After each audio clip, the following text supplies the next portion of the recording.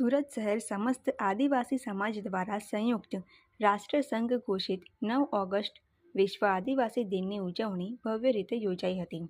વિવિધ આદિવાસી એસોસિએશનો પરંપરાગત વેશભૂષા અને કુદરતી વાજિંત્રો સાથે ડૉક્ટર બાબાસાહેબ આંબેડકરની પ્રતિમાથી રેલીનું પ્રસ્થાન કર્યું હતું. રેલીમાં કોંકણી, ઘોડિયા, ચૌધરી, ગામિત, રાઠવા તેમજ ભીલ સમાજના પરંપરાગત વાજિંત્રોની રજૂઆતથી માહોલ ગુંજી ઉઠ્યો હતો.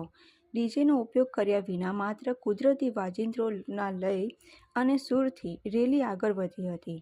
રેલી દરમિયાન નવયુવાનો દ્વારા પર્યાવરણ બચાવો અને આદિવાસી બચાવોના નારા સાથે પર્યાવરણને નુકસાન કર્યા વગર પ્રગતિ કરવાની દિશામાં સંદેશ આપવામાં આવ્યો હતો.